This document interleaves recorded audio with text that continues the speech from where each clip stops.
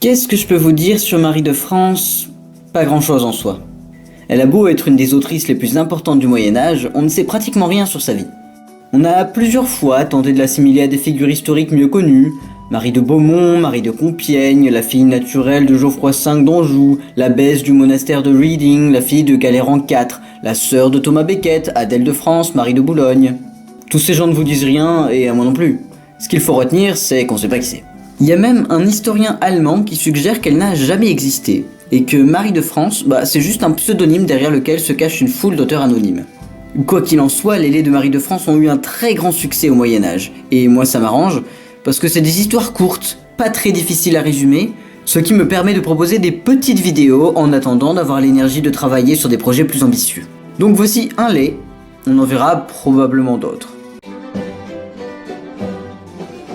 Le roi Équitan est notre protagoniste. C'est un vaillant chevalier aimé de tous. Il n'a qu'un seul problème dans sa vie, il est terriblement amoureux de la femme de son sénéchal. Avant même de la rencontrer, il a entendu parler de son époustouflante beauté et s'est mis à la désirer vivement. La voir en vrai n'a rien fait pour éteindre sa flamme. Il passe quelques jours à se tourmenter avant d'enfin oser lui avouer ses sentiments.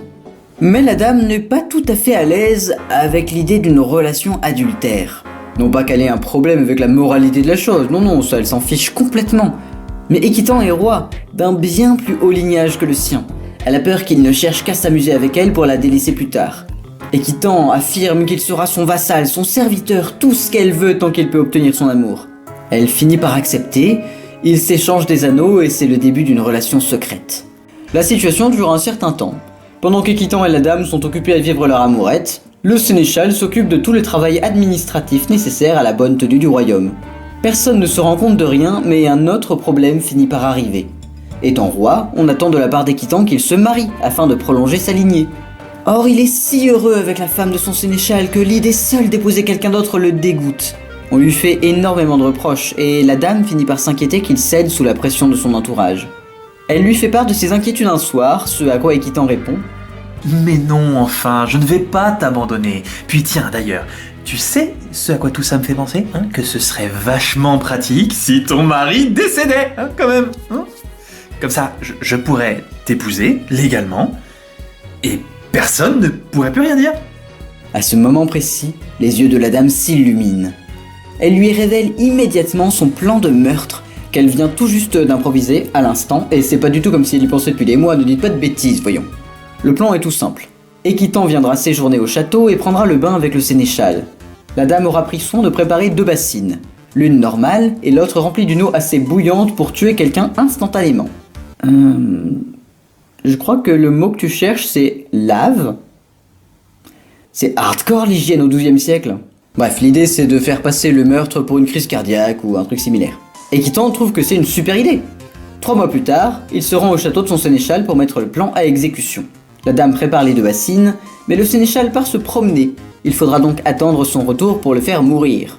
Ne pouvant pas se retenir, Équitan et la dame se jettent sur le lit et s'adonnent au plaisir de l'amour.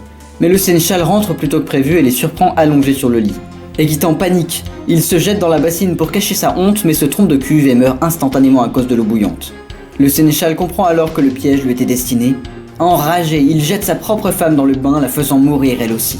Ainsi meurent les 2 amants, et le texte conclut en disant que celui qui veut provoquer le mal d'autrui finira toujours par en pâtir. Il y a une page Wikipédia sur Équitan que j'ai lue avant de faire cette vidéo. Apparemment, de tous les laits écrits par Marie de France, c'est celui qui a été le moins apprécié par la critique. Une chercheuse au XXe siècle a même dit « Ce lait frise le mauvais goût et l'invraisemblable ». Moi je dis « Peu importe, il me fait rire ». Probablement que c'est la faute de l'amour courtois. J'ai tellement l'habitude que l'adultère soit glorifié dans la littérature médiévale que je m'attendais pas du tout à ce que dans cette histoire les amants meurent, dans ce qui est essentiellement la version maléfique d'une casserole de pâtes. Merci Marie, t'as refait ma journée.